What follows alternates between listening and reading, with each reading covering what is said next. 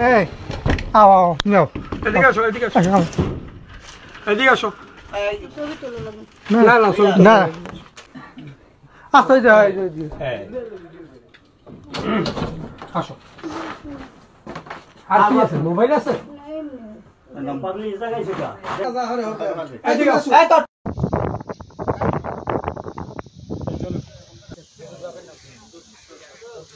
নাম কি? সুদেব হালদার। এরা কয় ভাই বোন? আমরা 2 ভাই 1 বোন। 2 ভাই 1 বোন। হ্যাঁ। বয়স কত মেয়ের? মেয়ের বয়স 30-32। পড়াশোনা করেন। আপনার আব্বার নাম কি? আমার আব্বার নাম হলো নির্মল চন্দ্র হালদার। বলেন তো কি ঘটনাটা ঘটছে কি? ঘটনা ঘটছে, আমি তো কাজে গেছি, কাজ দিয়ে আসার পথে আমি দেখি 2টা মোটরসাইকেল ওইখানে রাখা। তা আমি চিন্তা করছি এই জায়গায় দুর্ঘটনা ঘটার পরে আমি আর বেশি আর কেয়ার নিই না। পরে বাড়িতে যখনকার আসছি, আসার সাথে সাথে শুনি আমার বোনকে তার একটা ঘর আছে ওইখানে, ওই ঘরটার ভিতরে আটকাইয়া তালা দিয়ে রাখছে। কখন? বেলা ধরেন মনে কর 5টার পরে হবে। আগামীকাল? হ্যাঁ, শুক্রবার দিন। তারপর তখন আমি বের হইলাম পর অনেক ছেলে পেলে, স্কুলের ছাত্র, কলেজের ছাত্র, এলাকার লোকজন বলতেছে সুদেব তোমার বোন রে এরকম বেনু সর্দার ঘরের ভিতরে তালা দিয়ে আটকাইয়া নিয়ে অপমান করতে চাইছে। তবে পারছে কি পারে নাই এটা আমি বলতে পারি না, এক ব্যক্তি আমার কাছে আর কি বলছে। তবে বের করা হয়েছে এবং বেনু সর্দার পালাইয়ে গেছে।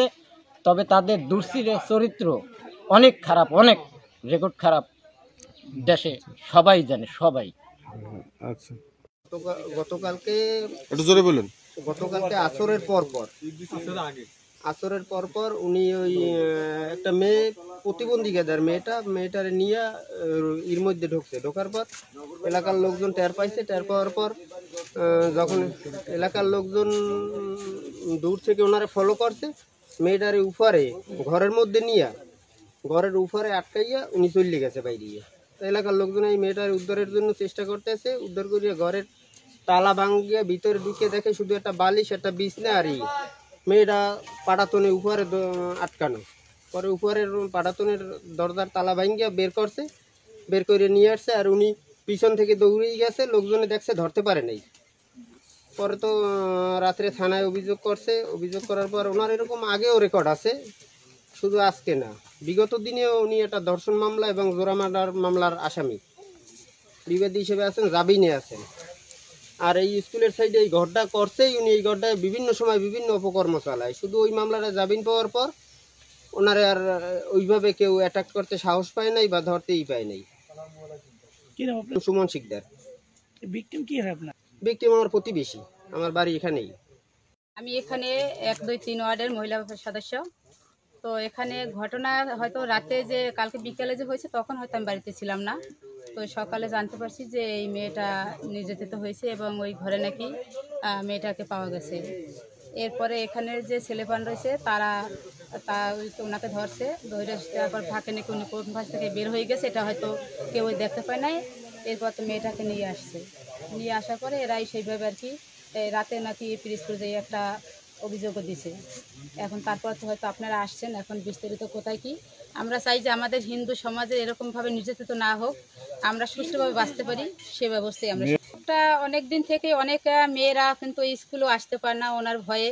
উনি অনেক মেয়েদের এরকম অনেকবার নির্যাতিত হয়েছে ওনার কাছ থেকে, এবং ওই পর থেকে মেয়েরা স্কুলেও আসে না।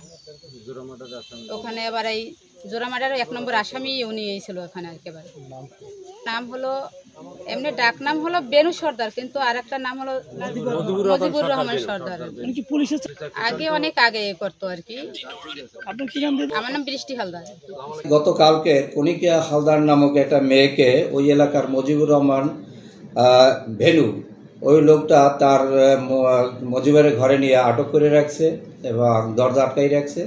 পরে এলাকার লোকজন সংবাদ পাইয়া মেয়েটাকে উদ্ধার করছে এবং মেয়েটাও ডাকছিলে নিয়েছে। এলাকা উদ্ধার করে মেয়েটাকে আমার থানায় নিয়ে এসে আমার পুলিশে পাঠাইছি। তারে অন্যায়ভাবে যে আটক করছে, এই জন্য আমি তাকে একটা অন্যায় আটকের 448 ধারা একটা মামলা নিয়েছি এবং আমাদের ঊর্ধ্বতন বিচারের পরামর্শক্রমে আমি এই মামলাটা রেকর্ড করছি। এখন তাকে গ্রেপ্তারের জন্য আমার পুলিশ মাঠে আছে।